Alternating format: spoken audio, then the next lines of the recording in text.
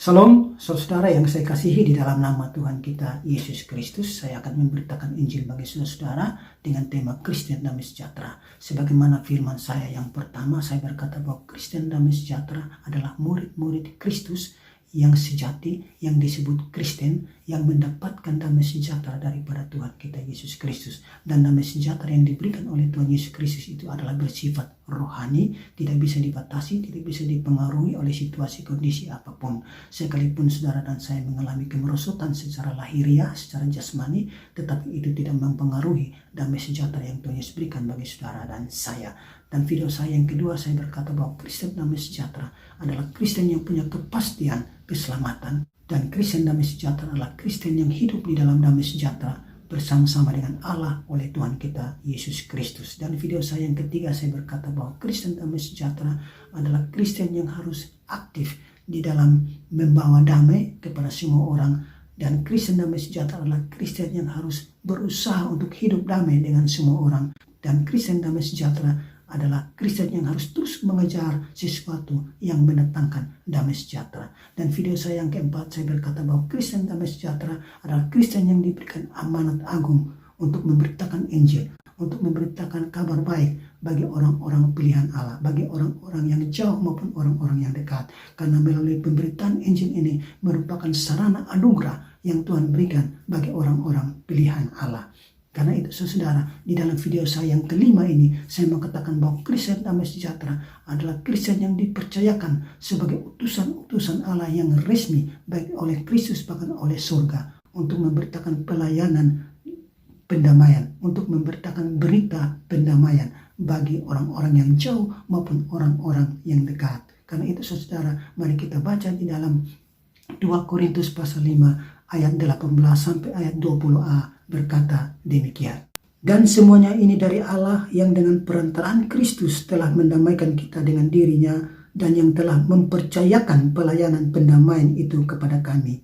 Sebab Allah mendamaikan dunia dengan dirinya oleh Kristus dengan tidak memperhitungkan pelanggaran mereka. Ia telah mempercayakan berita pendamaian itu kepada kami. Jadi kami ini adalah utusan-utusan Kristus, seakan-akan Allah menasihati kamu dengan perantaraan kami. Saudaraku yang terkasih, sebagai utusan-utusan yang dipercayakan untuk menyampaikan berita pendamaian bagi saudara-saudara secara resmi dari surga, saya harus menyampaikan ini bagi saudara-saudara. Tetapi sebelumnya tentunya kita harus melihat semua ini daripada peristiwa awal, yaitu dosa, kejatuhan manusia di dalam dosa. Saudara-saudaraku yang terkasih, setelah Tuhan Yesus menciptakan manusia, yaitu Adam, manusia pertama, Tuhan Yesus menempatkan dia di Taman Eden.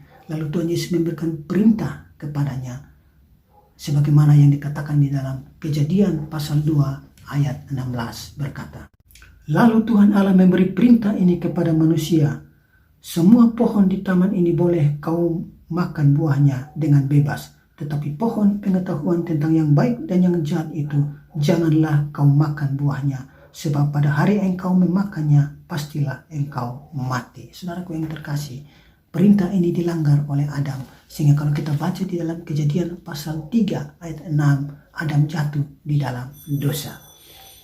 Kejadian 3 ayat 6 berkata, perempuan itu atau Hawa melihat bahwa buah pohon itu baik untuk dimakan dan sedap kelihatannya. Lagi pula pohon itu menarik hati karena memberi pengertian.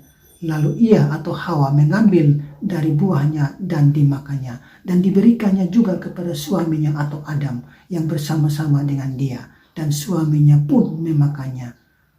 Saudara-saudaraku yang terkasih, inilah Adam jatuh di dalam dosa. Sehingga kejatuhan Adam ini membuat dosa menjalar ke semua orang. Dosa menjalar ke semua orang, sehingga semua orang yang lahir dari keturunan Adam adalah orang-orang berdosa. Dan ini dijelaskan dalam Roma pasal 5 ayat 12 berkata, sebab itu sama seperti dosa telah masuk ke dalam dunia oleh satu orang, dan oleh dosa itu juga maut atau mati secara rohani. Dan demikian maut itu telah menjalar kepada semua orang, karena semua orang telah berbuat dosa. Saudaraku, melalui dosa Adam, semua orang menjadi orang berdosa. Bahkan ini juga ditegaskan di dalam Roma pasal 3 ayat 10 sampai ayat 12 dengan ayat 23 berkata demikian. Seperti ada tertulis, tidak ada yang benar seorang pun tidak. Tidak ada seorang pun yang berakal budi. Tidak ada seorang pun yang mencari Allah. Semua orang telah menyeleweng. Mereka semua tidak berguna. Tidak ada yang berbuat baik seorang pun tidak.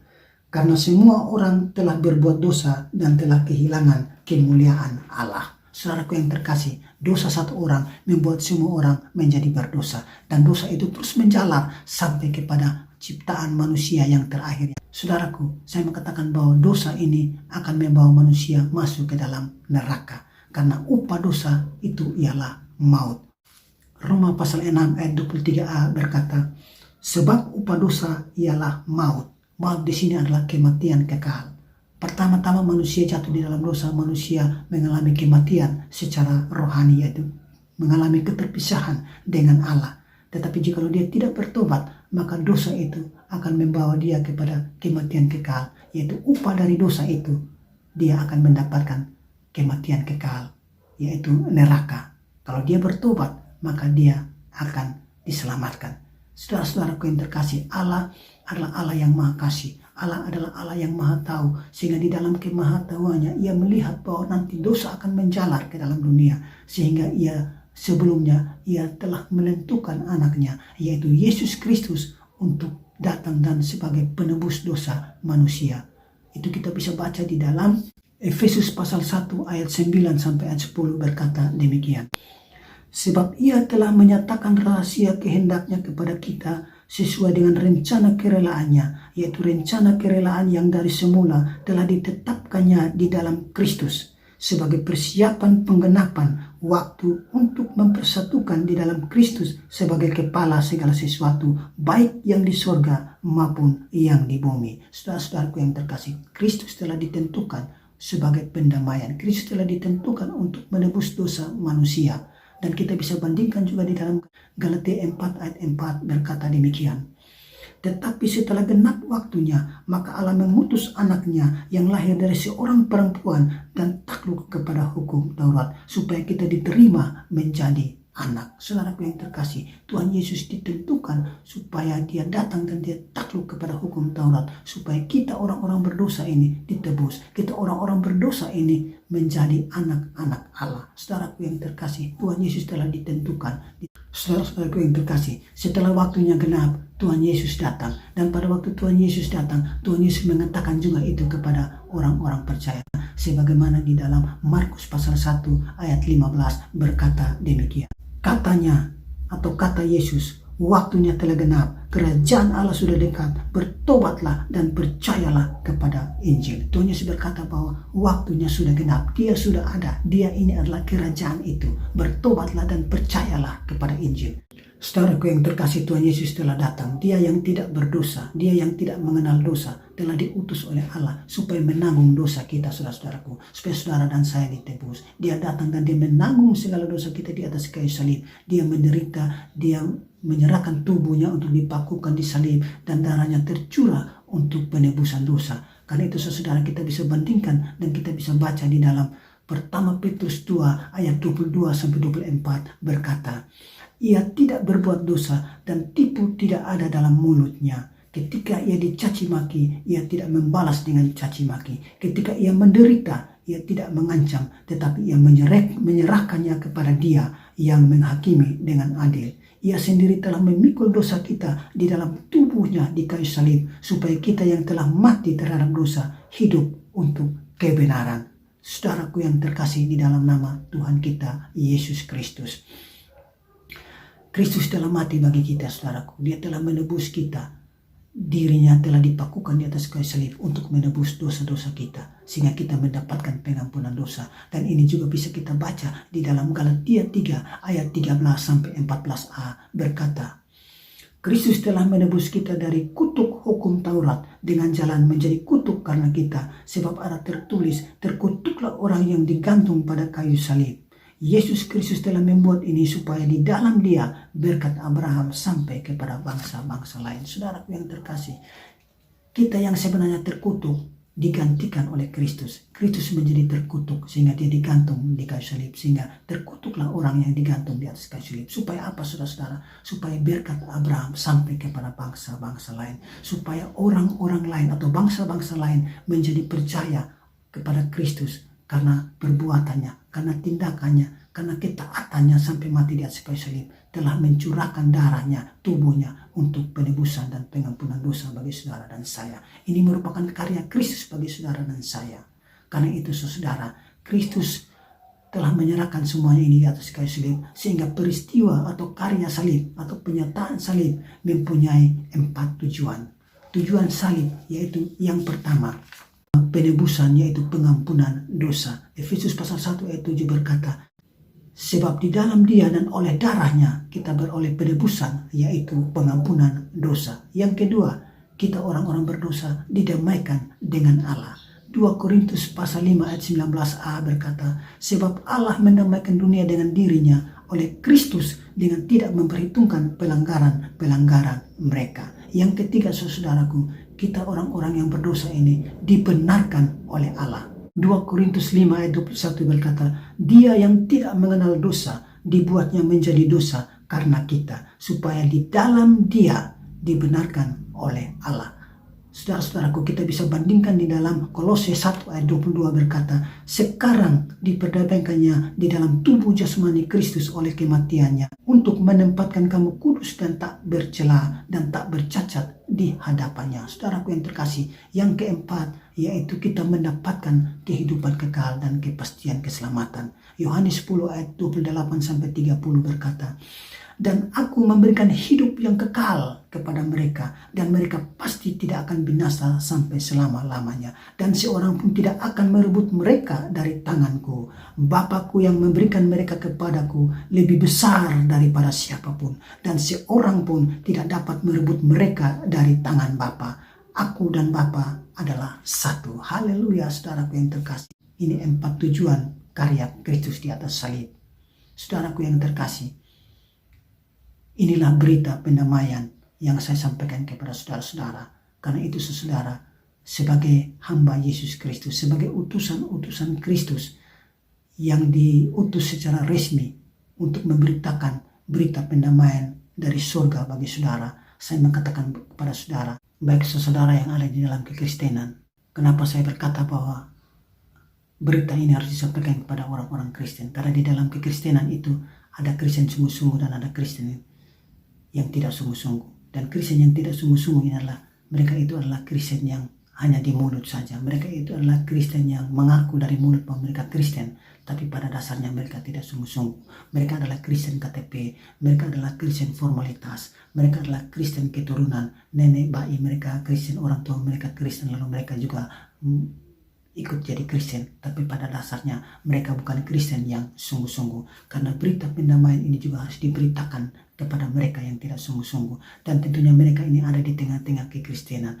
Mereka ini ada di berbagai macam agama-agama Kristen yang tersebar di dalam dunia ini. Dan mereka itu memiliki banyak-banyak jabatan. Baik itu mereka sebagai pejabat, mereka sebagai pengusaha, mereka sebagai pendeta, mereka sebagai pastor, mereka sebagai majelis, mereka sebagai romo, mereka sebagai calon vikaris, mereka sebagai vikaris, dan juga mereka sebagai jemaat atau sebagai umat. Saya mengatakan kepada saudara bahwa sebagai utusan-utusan Kristus yang secara resmi dipercayakan kepada saya, bahkan kepada hamba-hambanya yang memberitakan berita pendamaian ini, saya mengatakan kepada saudara-saudara, di dalam nama Kristus berilah dirimu didamaikan dengan Allah. Mengapa saya harus menyampaikan ini saudara? Karena ada begitu banyak orang-orang Kristen yang sudah saya sebutkan tadi ini.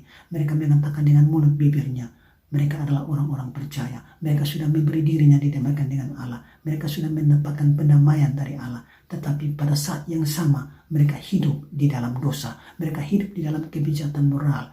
Mereka hidup di dalam dosa, yaitu dosa perzinahan, dosa perselingkuhan, dosa percabulan, dosa iri hati, berupa-rupa kecemaran. Dan mereka hidup dalam dosa judi online, judi kafe, judi ayam, judi bola guling, judi kuru-kuru, judi kartu, dan judi-judi yang lain. Mereka hidup di dalam membuat tempat-tempat prostitusi. Mereka hidup di dalam mencuri uang kantor, korupsi uang kantor. Mereka buat nota fiktif. Dan mereka hidup di dalam berbagai macam keserakahan. Mereka hidup di dalam berbagai macam kecemaran-kecemaran di dalam tubuh mereka. Dan mereka hidup di dalam mabuk-mabukan, minum anggur, minum bir, minum supi, minum arak, minum moke, sampai mereka mabuk-mabukan sampai pesta pura. Dan mereka merokok di tempat-tempat ibadah, di tempat-tempat suci, di gereja. Mereka merokok seenaknya saja.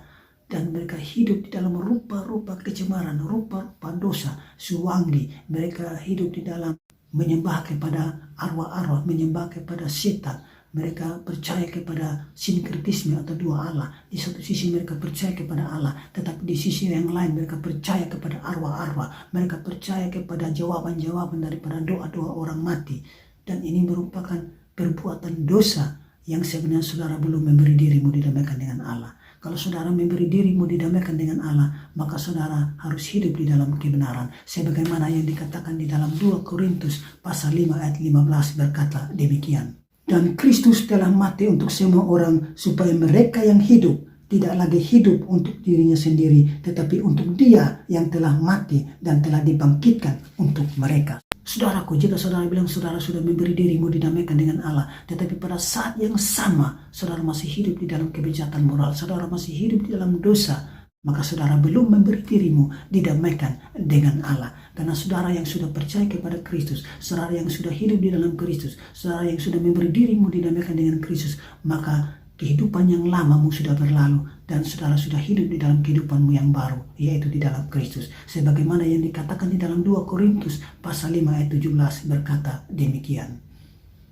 Jadi siapa yang ada di dalam Kristus, ia adalah ciptaan baru. Yang lama sudah berlalu, sesungguhnya yang baru sudah datang. Haleluya, saudaraku. Saya mengatakan kepada saudara bahwa jikalau saudara sudah memberi dirimu didamaikan dengan Allah, maka saudara sudah hidup di dalam Kristus. Saudara sudah percaya Kristus dan saudara sudah hidup menurut Kristus, menurut kebenaran firman Allah. Hidup di dalam ketaatan kepada firman Allah.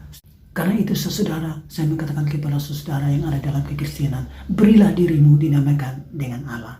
Supaya apa saudaraku? Supaya tujuan Kristus untuk datang dalam penebusan di atas karyanya di atas kayu salib itu menjadi bagian di dalam diri saudara. Dan bagi saudara yang di luar kekristenan, begitu saudara yang beragama Islam, saudara yang beragama Hindu, beragama Buddha, beragama Konghucu, beragama Saksi Yehova, beragama Yahudi, dan juga belum percaya kepada Tuhan Yesus Kristus, yang masih percaya kepada arwah-arwah orang mati, yang masih percaya kepada dewa-dewa, pohon-pohon, penyembahan-penyembahan berhala. Saya mengatakan kepada saudara, sebagaimana dosa yang dibuat oleh satu orang sudah menjalar dan saudara telah berbuat dosa, dan upah dosa itu adalah maut, kematian kekal, mati masuk neraka. Saudara hanya bisa lolos jika saudara memberi dirimu didamaikan dengan Allah. Karena Allah sudah datang dan mendamaikan dirinya melalui Kristus Yesus yang mati menggantikan saudara di atas kayu salib. Sehingga dia sudah mati menggantikan saudara. Jika saudara terima dan memberi dirimu didamaikan dengan dia, maka saudara akan bebas, saudaraku yang terkasih. Maka saudara mendapatkan tujuan karyanya di atas kayu salib. Yaitu yang pertama, saudara mendapatkan pendamaian dengan Allah. Saudara didamaikan dengan Allah. Yang kedua, saudara dibenarkan di hadapan Allah. Saudara ditebus oleh Allah. Dan yang keempat, saudara mendapatkan kehidupan kekal. Saudaraku yang terkasih, saya mengatakan kepada saudara, bertobatlah, berilah dirimu didamaikan dengan Allah. Jangan saudara pertahankan egomu, jangan saudara pertahankan pengetahuanmu, jangan saudara pertahankan logikamu, saudara. Ini firman Allah, saudaraku. Sebagai hamba Yesus Kristus, saya dipercayakan untuk menyampaikan berita pendamaian ini bagi saudara-saudara, baik yang dekat maupun yang jauh. Jikalau saudara mendengar saya, jikalau saudara menerima pemberitaan saya dan saudara memberi dirimu didamaikan dengan Allah, maka saudara adalah orang-orang pilihan Allah. Saudara adalah orang-orang yang ditentukan oleh Allah untuk selamat. Dan saudara adalah domba-domba Kristus yang adalah gembala agung. 2 Korintus pasal 4 ayat 3 dan ayat 4 berkata demikian. Jika Injil yang kami beritakan masih tertutup juga, maka ia tertutup untuk mereka yang akan binasa, yaitu orang-orang yang tidak percaya, yang pikirannya telah dibutakan oleh ilah zaman ini, sehingga mereka tidak melihat cahaya Injil tentang kemuliaan Kristus yang adalah gambaran Allah. Saudaraku yang terkasih, jikalau saudara menolak pemberitaan saya, maka saudara adalah orang-orang yang ditentukan untuk binasa.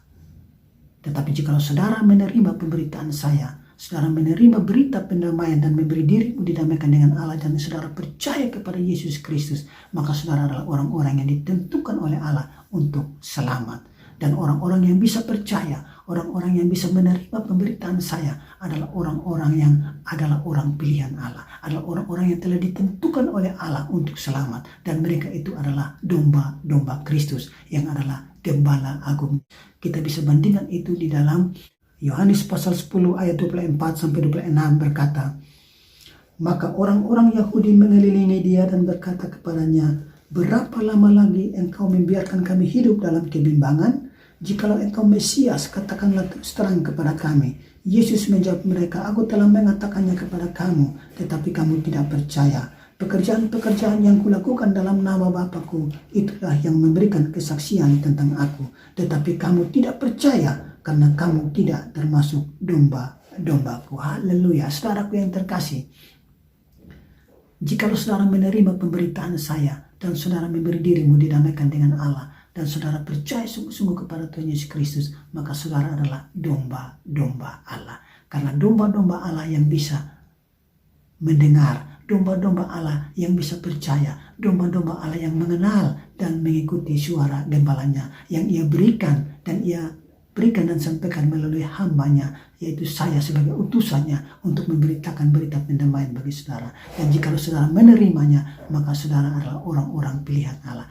Saudara adalah domba-domba Allah, sebagaimana yang dikatakan di dalam Yohanes pasal 10 ayat 27 berkata, domba-dombaku mendengarkan suaraku, dan aku mengenal mereka, dan mereka mengikut aku. Saudaraku yang terkasih, jikalau saudara domba, maka saudara akan mendengar suara yang saya sampaikan. Saudara akan mendengar berita pendamaian yang saya berikan. Karena itu saudara, di dalam nama Kristus, berilah dirimu didamaikan dengan Allah. Supaya jikalau saudara memberi dirimu didamaikan dengan Allah, maka saudara adalah domba-domba Allah. Saudara adalah orang-orang pilihan Allah. Saudara adalah orang-orang yang ditentukan Allah untuk mendapatkan kehidupan kekal. Karena apa, saudara-saudaraku yang terkasih? Karena orang-orang yang percaya kepada Tuhan Yesus Kristus, orang-orang yang mendengar suaranya dan mengikutinya, dia adalah domba.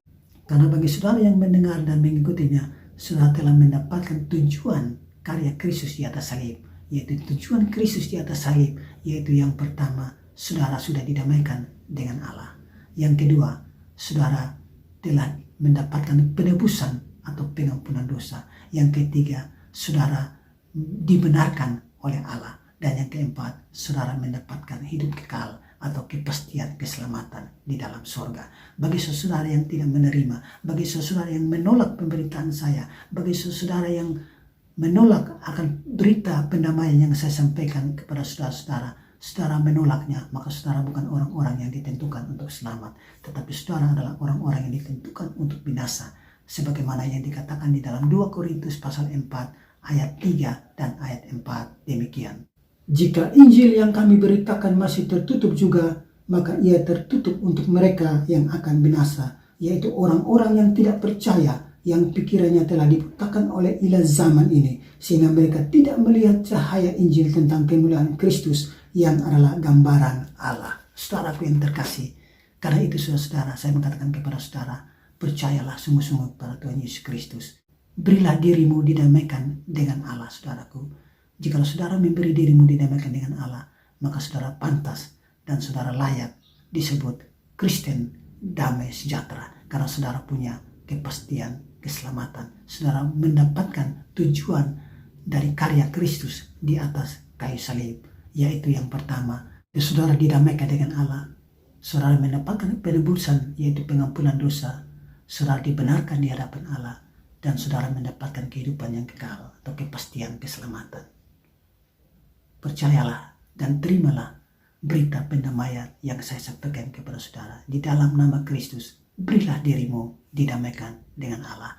Maka saudara pantas dan saudara layak disebut Kristen damai sejahtera. Tuhan Yesus memberkati saudara dan saya. Amin.